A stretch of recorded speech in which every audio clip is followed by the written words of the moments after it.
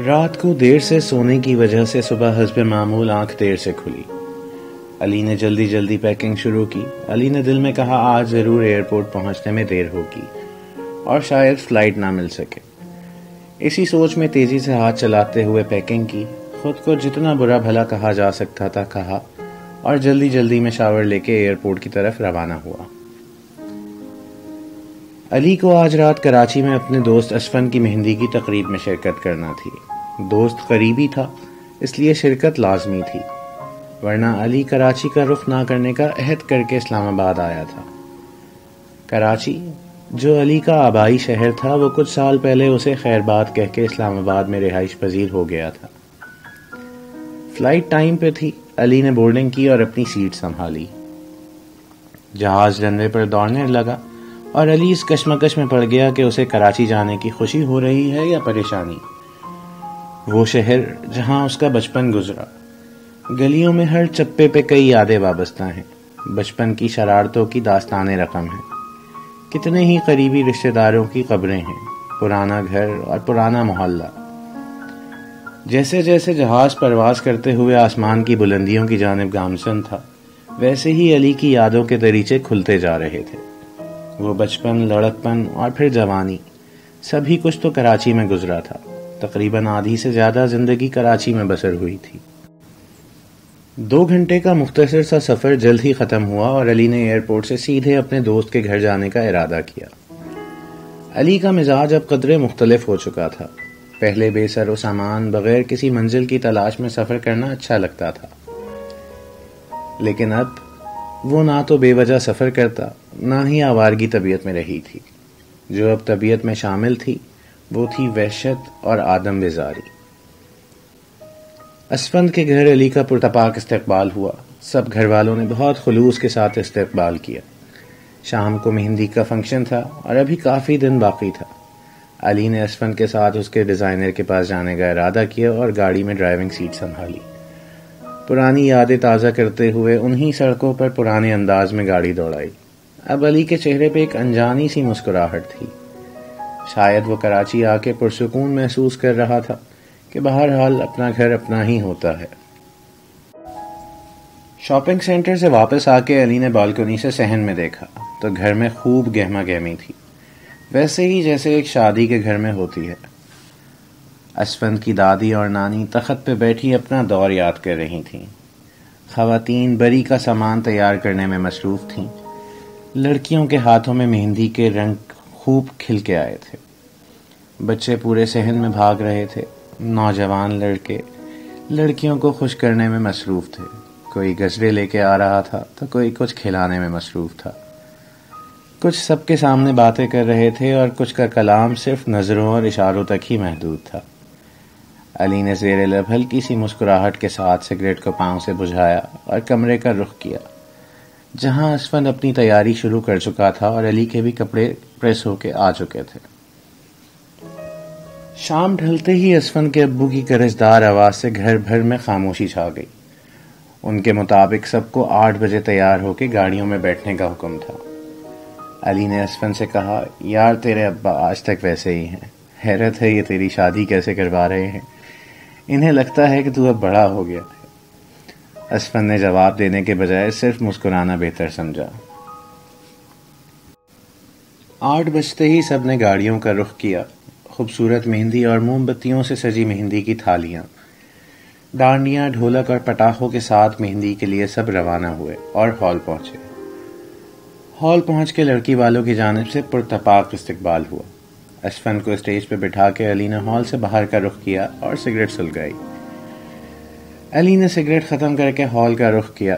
Hall میں شادی کے نغموں اور ڈانڈیوں کا شور تھا اور بزرگ رسمیں کرنے میں مصروف تھے۔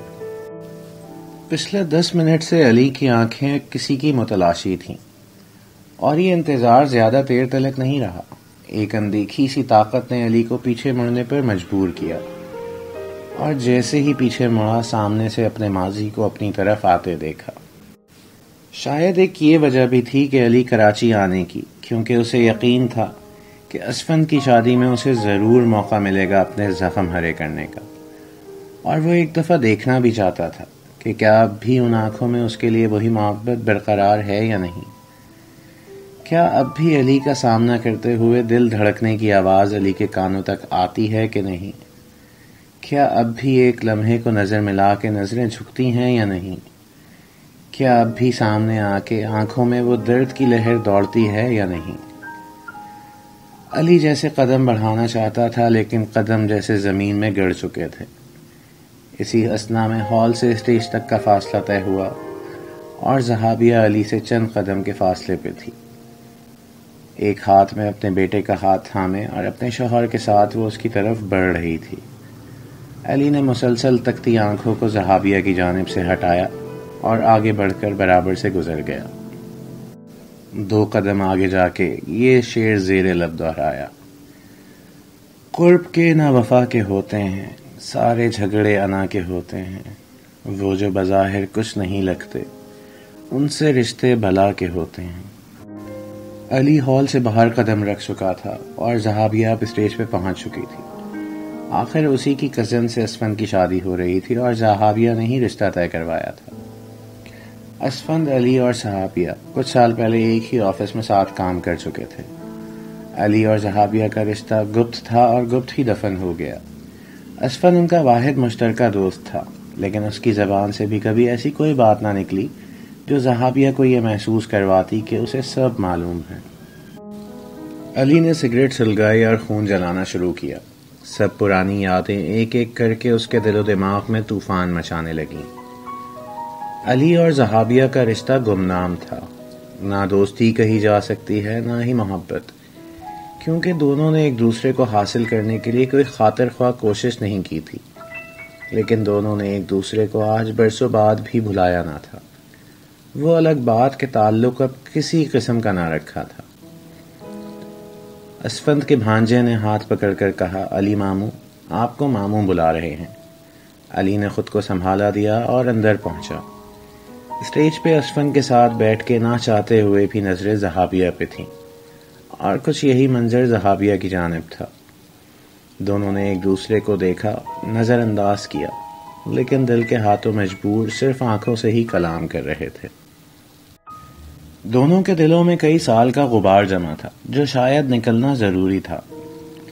علی کو شکوہ تھا کہ شاید زہابیہ نے اس کے ساتھ بے وفائی کی اور اپنے گھر والوں کو منا نہ سکی، اور زہابیہ کو گلہ تھا کہ علی نے مستقل قطع تعلق کر کے ٹھیک نہ کیا۔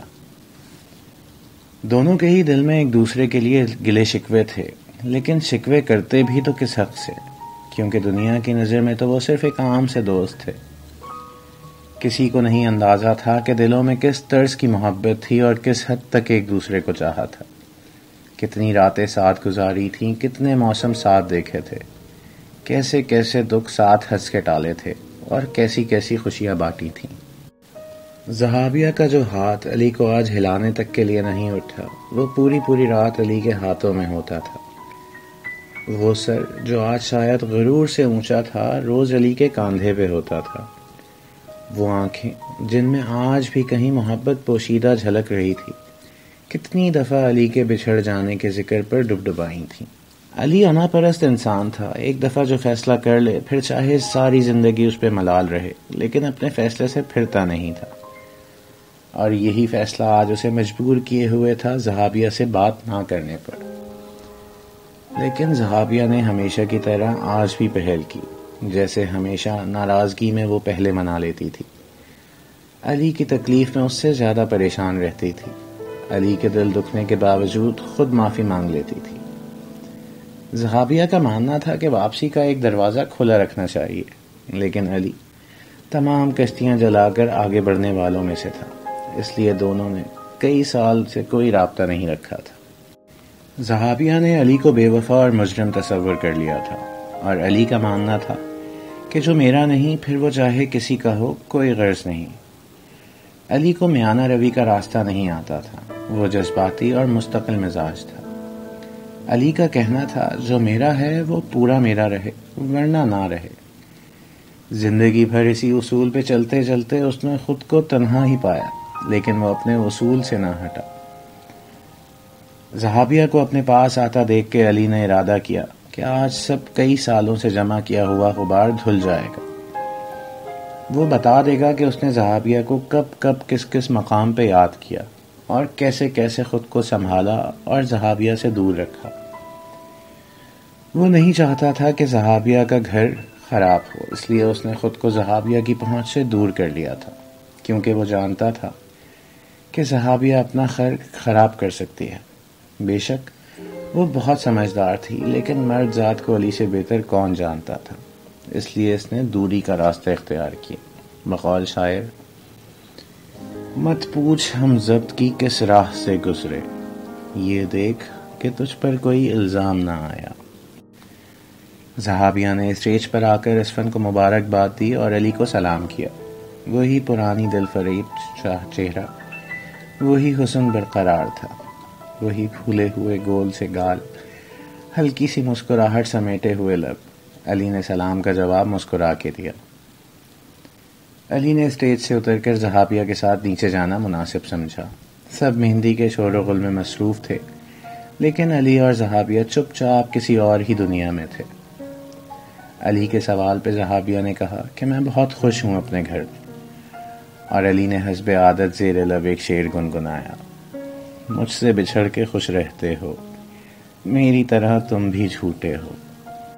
مہندی کی رسومات چلتی رہیں۔ زہابیہ اور علی صرف آنکھوں میں ہی ایک دوسرے سے محو گفتگو رہے۔ وہ سوال، وہ شکوے، سب دلوں میں دبائے ایک دوسرے کو نظر انداز کرتے رہے۔ مہندی کی رسومات سے فارغ ہوئے تو سب نے اسفن کی گھر کی جانب رخ کیا۔ زہابیہ نے خلاف توقع اسفن کے گھر جانے کا ارادہ کیا۔ اپنے بیٹے کو لیے وہ اسفن کے گھر چلی آئی۔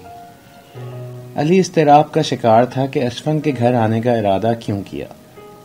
گھر آ کے چائے کے دور کے ساتھ ہلکی پھلکی ڈھولکی چلتی رہی کہ علی نے اپنا مگ پکڑے چھت کی جانب رخ کیا۔ اسفن اور علی کو باتوں میں وقت کا اندازہ نہ ہوا اور رات گہری ہوتی گئی۔ کچھ ہی دیر میں اسفن نے اشارہ کیا کہ زہابیہ چھت پہ آ رہی ہے۔ اسفن نے دونوں کو تنہا چھوڑنا مناسب سمجھا اور خود سیڑھیوں کا رخ کیا۔ کھڑے کھڑے مسلسل ایک دوسرے کو دیکھتے رہنے کے بعد علی نے کرسی آگے بڑھائی اور زہابیہ کو بیٹھنے کا اشارہ کیا۔ دونوں بلا کے انا پرست اور خوددار، بات شروع کرے تو کون کرے۔ زہابیہ ایک دفعہ پہل کر چکی تھی، تو اس دفعہ علی نے کلام کرنا مناسب سمجھا۔ دونوں جیسے ایک دوسرے کو جھنجھوڑ کے کہنا چاہتے تھے کہ توڑ دو انا، کر لو بات، لیکن خودداری اور اب نئے رشتے بیچ میں حائل تھے۔ دونوں جیسے پلکیں جھپکنا بھول گئے تھے۔ مسلسل ایک دوسرے کی آنکھوں میں دیکھتے ہوئے زہابیہ کی آنکھ سے ایک آنسو چھلکا۔ زہابیہ کی آنکھوں میں ایسے سوال تھے جو شاید علی کرنا چاہتا تھا۔ زہابیہ نے خاموشی توڑی اور شکوہ کیا کہ آپ نہ حال پوچھتے ہیں، نہ کبھی پلٹ کے خبر لی۔ جن موقعوں پہ دشمن بھی مبارکباد دے دیتے ہیں، آپ ان موقعوں پہ بھی غائب رہے۔ ہم دوست تھے، لیکن آپ نے اتنی بے رخی اختیار کی جیسے ہم کبھی دوست تھے ہی نہیں۔ علی نے زہابیہ کی بات پورے ہونے سے پہلے اسے روک کے کہا: دوست نہیں تھے ہم، دوستی ایسے نہیں ہوتی، دوست ایسے نہیں رہتے۔ بے شک تم نے کبھی الفاظ میں اقرار نہیں کیا مجھ سے محبت کا، لیکن جو کچھ ہمارے درمیان تھا، کیا وہ دوستی تھی؟ دوستی ایسے ہوتی ہے؟ دوستی میں کوئی کسی سے بھیک مانگتا ہے کہ مجھے نہ چھوڑ کے جائیے گا، کوئی بچوں کی طرح رو کے ہاتھ تھامتا ہے کہ تنہا نہ چھوڑ کے جائیں۔ کیا دوستی میں اتنے وعدے ہوتے ہیں؟ دوستی میں کیا دوست کے نہ حاصل ہونے پر کوئی اپنے آپ سے دشمنی کرتا ہے؟ کیا دوستوں کو ایسے یاد کیا جاتا ہے کہ دنیا بھلا دی جائے؟ تمہاری دوستی تمہیں مبارک۔ تمہیں پتا ہے میں نے تمہیں دوست نہ سمجھا، اس لیے شادی کے بعد تم سے کوئی تعلق نہ رکھا، کیونکہ میں تمہیں نہیں دیکھ سکتا تھا کسی اور کی نظر سے۔ میرے لیے تم کبھی دوست تھی ہی نہیں، تمہیں زندگی مان کے چاہا تھا۔ زندگی سے دوست کا درجہ کیسے دیتا؟ بس اسی لیے چھوڑ گیا تھا تمہیں، تمہارا شہر، اپنا گھر اور سب کچھ، کہ کبھی تمہارا سامنا نہ ہو۔ سردی بڑھتی جا رہی تھی۔ زہابیہ کو ٹھٹھرتا دیکھ کر علی نے اپنی شال زہابیہ کو دی۔ زہابیہ نے مسکرا کے کہا: آج بھی فکر کرتے ہیں نا؟ علی نے نفی میں سر ہلاتے ہوئے کہا: انسانیت کا رشتہ ہے صرف، اور وہ ختم نہیں ہو سکتا۔ اس کے علاوہ اب ہمارا کوئی رشتہ، کوئی تعلق نہیں ہو سکتا۔ چاند کی روشنی میں دونوں ایک دوسرے کی ڈبڈبائی آنکھیں بآسانی پڑھ سکتے تھے، اور علی تو دل کا حال جان لیتا تھا بغیر سنے۔ وہ کیسے نہ سمجھتا کہ ابھی زہابیہ کے دل سے غبار نہیں نکلا۔ علی نے ایک لمحے کو سب کچھ بھول کے کہا، کہہ دو آج جو کہنا ہے، کر لو سب شکوے۔ زہابیہ نے دوسری طرف رخ کیا، کیونکہ وہ جانتی تھی کہ علی سے آنکھوں کا حال نہیں چھپا سکتی۔ علی نے نرم لہجے میں کہا کہ بول دو آج سب، آج کے بعد جانے زندگی میں ملاقات ہو نہ ہو۔ زہابیہ نے مضاحکہ خیز انداز میں کہا، مرنے والے ہوتے تو آپ کب کے مر چکے ہوتے۔ اور علی کے لبوں سے بھی طنزیہ نکلا کہ ہاں بالکل، مرنے والے مر چکے ہوتے۔ ماحول قدرے بہتر ہوا اور دونوں نے ایک دوسرے کا تفصیلی احوال معلوم کیا۔ زہابیہ کے شکوے بجا تھے اور اب علی بھی اپنی جگہ غلط نہ تھا۔ زہابیہ علی سے دوستی قائم رکھنا چاہتی تھی، لیکن علی نے خود کو ہر ممکن دور رکھتے ہوئے کبھی اپنی شکل نہ دکھائی۔ بس آخری ملاقات زہابیہ کی شادی پہ دلہن کے کمرے میں ہوئی تھی، جہاں زہابیہ نے علی کو بلوایا تھا۔ علی نے شادی میں شرکت نہ کی تھی، بس 10 منٹ کمرے میں ملاقات کر کے ہمیشہ کے لیے خیر بات کہہ کے آ گیا تھا۔ ان آنکھوں میں جو اس آخری لمحے میں دیکھا تھا، وہ علی کا کل سرمایہ تھا۔ خدا حافظ کہتے ہوئے آنکھوں میں چھلکتے آنسو، علی نے بس اسی لمحے کو اپنی فتح مان کے زندگی گزارنے کا فیصلہ کیا۔ علی نے اس دن کے بعد کبھی زہابیہ کو نہ اپنی شکل دکھائی، نہ ملنے کی کوشش کی۔ کچھ لمحے خاموشی کے بعد علی جھنجھلا کے بولا، کیا ایسی ہوتی ہے دوستی؟ کیا ہم دوست تھے؟ کتنے دوستوں کی گود میں سر رکھ کے سوتی تھی تو؟ کتنے دوست تھے ایسے جن کا خیال سونے سے پہلے اور اٹھنے کے بعد سب سے پہلے آتا تھا؟ کتنے دوست تھے جن کی تمہیں اتنی فکر تھی؟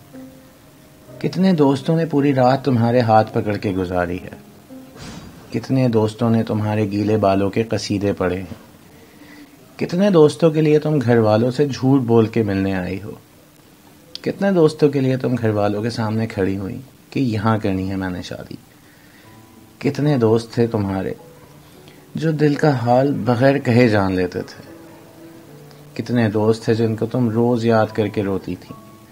ایسی ہوتی ہے دوستی۔ علی کا غصہ مزید بڑھنے لگا۔ آخر یہی تو شکوے تھے اسے کہ اس نے علی کی محبت کو محض دوستی کا نام دے کر بالائے طاق رکھا اور زندگی میں آگے بڑھ گئی، اور اس پہ یہ کہا کہ جس سے شادی ہوئی ہے اسی سے محبت ہے۔ علی پرانی باتیں سوچ سوچ کر مزید غصے میں آتا گیا۔ سگریٹ سلگائی اور زہابیہ کی طرف دیکھ کے کہا، اسی سے نفرت تھی نا تمہیں؟ یہی اب میرے ساتھ ہے، دھوئیں میں اڑ رہی ہے زندگی۔ پہلی دفعہ جھگڑا اسی سگریٹ پہ ہوا تھا۔ خیر، تمہیں کہاں یاد ہوگا زہابیہ، تم بہت آگے بڑھ گئیں، بہت وقت گزر گیا ہے۔ ہم جہاں جدا ہوئے میں شاید وہیں کھڑا رہ گیا، لیکن تم بہت آگے بڑھ گئی۔ زہابیہ کے ہونٹ جیسے سل گئے تھے۔ اس نے ایک لفظ نہ بولا اور بس چپ چاپ آنکھوں سے جواب دیتی رہی۔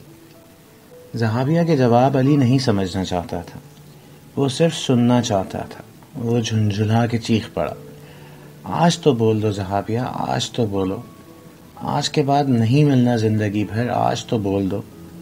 ہمیشہ اسی بات پر تکرار رہی کہ ایک دفعہ بول دو، نہیں رہ سکتی میرے بغیر، نہیں چھوڑنا چاہتی ساتھ، کسی بھی رشتے سے کسی بھی طرح بس ساتھ رہنا چاہتی ہو۔ لیکن آج تک منہ سے یہ نہ کہا کہ ہاں ہوئی تھی محبت آپ سے، مانا تھا آپ کو اپنا سب سے قریبی، دل کھول کے رکھا تھا آپ نے۔ علی نے لمبی سانس بھری۔ علی کا چہرہ اب غصے سے لال ہونے لگا تھا۔ اسے پرانی باتیں سوچ سوچ کر مزید غصہ آ رہا تھا۔ جتنا وہ ادھر ادھر سے سنتا شاید اتنا ہی بدگمان ہوتا۔ اس لیے اس نے ان لوگوں سے ملنا ہی چھوڑ دیا تھا جو زہابیہ کی کوئی بھی خبر اس تک پہنچاتے تھے۔ سب سے تعلق توڑ دیا، سب سے دور چلا گیا۔ جو کچھ سن چکا تھا وہ سب یاد آنے لگا۔ علی نے زہابیہ کا ہاتھ پکڑ کر اسے جھنجھوڑا۔ زہابیہ، آج سچ سننا ہے، مجھے جاننا ہے کہ کیا ہے حقیقت۔ کیا تم نے کبھی واقعی مجھ سے محبت نہیں کی؟ کیا واقعی تم مجھے صرف دوست سمجھتی تھیں؟ کیا تم نے مجھ سے بے وفائی نہیں کی؟ کیا تم کسی اور کے ساتھ مجھے بھول کے خوش ہو؟ کیا نیند آ جاتی ہے کسی اور کے ہاتھ پہ سر رکھ کے؟ کیا کسی اور کی گود میں سر رکھ کے سو جاتی ہو؟ کوئی اور جب ہاتھ پکڑتا ہے تو تمہیں میرا ہاتھ پکڑنا یاد نہیں آتا؟ کوئی اور جب گیلے بالوں کی تعریف کرتا ہے تو میرا دیوانہ پن یاد نہیں آتا؟ کسی اور کے تعریفی جملوں میں میری یاد نہیں آتی؟ میرے بعد اب جب جس روٹھے کو ہاتھ پکڑ کے مناتی ہو تو کیا میں یاد نہیں آتا؟ کسی پہ غصے سے حق جتاتی ہو تو کیا میں یاد نہیں آتا؟ علی اب شکوے کر کر کے تھک چکا تھا اور زہابیہ اب تک صرف سن رہی تھی۔ اس دوران اس نے ایک لفظ بھی نہ بولا۔ رات مزید گہری ہوتی جا رہی تھی اور ہر سو صرف خاموشی تھی۔ زہابیہ کی آواز نے یہ خاموشی توڑی۔ سنیں، آپ کو پتہ ہے نا میں نے آج تک آپ کا نام نہیں لیا اور آج بھی نہیں لے سکتی۔ بس بول چکے آپ، ہو گئے ختم شکوے، اب میں بولوں؟ علی نے اس کا ہاتھ اپنے دونوں ہاتھوں میں تھاما اور اس کی طرف متوجہ ہو کے بیٹھ گیا۔ اس وقت آپ کے ساتھ ہوں، تنہا اپنے شوہر کو بتا کر آئی ہوں آج بھی کہ کون آیا ہے، کس سے ملنا ہے، کس کے ساتھ ہوں گی، کس کی وجہ سے آج اسفن کے گھر رکنا ہے۔ آپ کو پتہ ہے میرے شوہر نے آج تک مجھ پہ شک نہیں کیا۔ ان کو ہماری دوستی کے بارے میں سب علم ہے۔ انہوں نے آج تک مجھے کبھی کسی سے بات کرنے، دوستی رکھنے یا ملنے سے نہیں روکا۔ پتہ ہے کیوں؟ صرف اس لیے کہ ان کو مجھ پہ بھروسہ ہے اور وہ بھروسہ میں نہیں توڑ سکتی۔ آپ ہمیشہ خود غرض رہے ہیں اور میں ہمیشہ دوسروں کا سوچ کے جیتی آئی۔ پہلے ماں باپ کی خوشی کا خیال اور اب شوہر کے حقوق کا خیال۔ چلیں آج آپ کے کہنے پہ مان لیا کہ ہاں ہوئی تھی محبت، کرتی تھی محبت اور بہت ٹوٹ کر کرتی تھی۔ روئی بھی بہت ہوں آپ کے لیے، جب جب دل دکھایا معافی مانگی، جب جب آپ یاد آئے کسی نہ کسی بہانے سے آپ سے بات کی۔ شادی سے پہلے ہمارا تعلق تھا ہی کتنا، صرف چند مہینوں کے ساتھ، اور بس دشمنی تو نبھائی، خاموش محبت۔ آپ کی تکلیف دیکھ کر تڑپ جانا، لیکن کچھ کہہ نہیں سکتی تھی۔ یہ سگریٹ زہر لگتی ہے، لیکن آپ کو پتہ ہے کہنا چھوڑ دیا تھا ایک دفعہ کے بعد۔ آپ فیصلہ کرنے والے کون ہوتے ہیں میرے بے وفا یا با وفا ہونے کا؟ آپ سمجھتے ہی کہاں ہیں مجھے۔ آپ کو مجھ سے محبت ہوئی تھی میری فطرت کی وجہ سے، تو یہی تو تھی میری فطرت۔ امی ابو کی نافرمان نہیں بن سکتی تھی آپ کی چند مہینوں کی محبت کی خاطر۔ میں وہ نہیں تھی جو ماں باپ کا دل دکھاتی۔ آپ سے محبت نہ ہوتی تو شادی کی کوشش نہ کرتی۔ چلیں آج مان لیا کہ دلہن بن کے بھی روئی تھی اور آپ کو آخری دفعہ دیکھ کر شاید آپ کے جانے کے بعد بھی بہت دیر تک روئی تھی، لیکن میری فطرت نہیں کسی کو دھوکہ دینا، نہ کبھی آپ کو دیا، نہ ماں باپ کو اور نہ شوہر کو۔ ان کا کیا قصور تھا؟ ہماری دوستی کا علم ہونے کے باوجود انہوں نے مجھ سے محبت کی، مجھ سے شادی کرنی چاہی۔ مسلسل انکار کے باوجود انہوں نے ہمت نہ ہاری۔ اور آپ؟ میں ہمیشہ چاہتی تھی کہ کسی نہ کسی رشتے سے ساتھ رہوں، لیکن آپ کو تو شوق تھا دور جانے کا، سو چلے گئے۔ وہ وقت ہی یاد کر لیتے جب پہلی دفعہ آپ نے ایک دن کے لیے مجھے تنہا چھوڑا تھا تو کس شدت سے روئی تھی، آپ کے سامنے گڑ گڑائی تھی کہ چھوڑ کے نہ جائیے۔ پھر کیسے بھول گئے آپ وہ رونا، کیسے بھول گئے وہ آنسو۔ میں نے بس یہی تو کہا تھا کہ شادی کر لیں، پھر کھل کے محبت کا اظہار کروں گی۔ میں گناہ گار نہیں ہونا چاہتی تھی، اس لیے کبھی اقرار نہیں کیا، لیکن آپ تو دل کا حال جانتے تھے۔ پھر کیا ضد تھی منہ سے کہلوانے کی؟ بے وفا آپ ہیں، چھوڑ کے آپ گئے۔ دوست بن کے رہ سکتے تھے نا ساتھ۔ محبت کرنے والے کسی نہ کسی طرح خبر رکھتے ہیں، لیکن آپ کی محبت محبت نہیں، خود غرض محبت تھی آپ کی۔ اگر آپ کو نہ ملی تو تعلق ہی ختم۔ ہاں آتے تھے آپ یاد، اور آج بھی آتے ہیں آپ، لیکن کیا کروں؟ کیا ہے اختیار میں میرے؟ چھوڑ دوں اپنے شوہر کو، چھوڑ دوں اپنے بیٹے کو، بن جاؤں نافرمان اپنے ماں باپ کی، بن جاؤں گناہگار اللہ کے آگے؟ آپ اور آپ کی خود غرض محبت، ابھی بھی ہاتھ آپ کے ہاتھوں سے نہیں چھڑوایا، اس کا مطلب سمجھتے ہیں آپ؟ گناہ ہے یہ، میرے لیے دھوکہ دے رہی ہوں اس وقت اپنے شوہر اور اپنے خدا کو، لیکن آج دل کا غبار نکلنا ضروری تھا۔ کتنی دفعہ خود سے نفرت کرنے کی کوشش کروائی کہ مجھے بھول جائیں اور خوش رہیں۔ یہ ہوتی ہے اصل محبت۔ خود سے نفرت کروانا چاہتی تھی کہ مجھ سے نفرت کریں اور مجھے بے وفا کہہ کے بھول جائیں۔ یہ ہوتی ہے محبت علی صاحب۔ لیں، آج آپ کا نام بھی لے لیا، خوش ہو جائیں۔ خود سے نفرت کروانی بھی قبول تھی صرف آپ کی بھلائی کے لیے، اور ایک آپ ہیں۔ میں نے کتنی کوشش نہیں کی آپ کو منانے کی کہ آپ شادی کر لیں۔ یہ ہوتی ہے محبت۔ علی کے ہاتھ زہابیہ کے گرتے آنسوؤں سے مسلسل بھیگ رہے تھے۔ اس نے چاہا کہ ایک لمحے میں زہابیہ کی اپنی باہوں میں بھر لے، اسے چپ کروائے، لیکن جیسے علی کا جسم منجمد ہو چکا تھا، جو آج تک زہابیہ کو خطاوار سمجھتا رہا، خود غرض محبت میں بھول گیا کہ صحابیہ نے کیا کیا نہیں سہا ہے اس کی خاطر۔ جو آج تک زہابیہ کو خطاوار سمجھتا رہا، خود غرض محبت میں بھول گیا کہ صحابیہ نے کیا کیا نہیں سہا ہے اس کی خاطر، کیا کیا نہیں برداشت کیا۔ اس کا کڑوا لہجہ، اس کی کڑوی باتیں، روح چھلنی کر دینے والے تانے، کئی راتیں جگانا صرف اپنی خود غرض محبت کی خاطر۔ اور زہابیہ، یہی سب تو پسند آیا تھا زہابیہ میں، جو چند ہی دن میں محبت ہوئی تھی، پھر آج اسی فطرت کی وجہ سے اس سے اتنی نفرت کیوں؟ علی خود کو گڑھے میں دھنستا ہوا محسوس کر رہا تھا۔ زہابیہ نے علی کو اس کی پسندیدہ غزل کا ایک شعر سنایا: کہیں پر بھی رہیں ہم تم، محبت پھر محبت ہے، تمہیں ہم یاد آئیں گے، ہمیں تم یاد آؤ گے۔ زہابیہ نے علی کے ہاتھوں کی گرفت سے اپنا ہاتھ چھڑوانا چاہا، خود کو سمیٹا اور کھڑی ہوئی۔ علی صاحب، اب سوچئے گا کون تھا بے وفا اور کس نے وفا کی؟ اب نہ کہیے گا تم بے وفا ہو۔ میں نے آپ سے بے وفائی کی، مجھے تسلیم، میں نے کی آپ سے بے وفائی، لیکن فخر ہے خود پر کہ جن لوگوں کا اصل حق ہے مجھ پر، میں نے ان سے بے وفائی نہیں کی۔ علی کھڑا ہوا، زہابیہ کی آنکھوں میں دیکھتے ہوئے کہا: اچھا ہوا دلوں کا غبار دھلا، چلو آج مان لیا تم بے وفا نہیں۔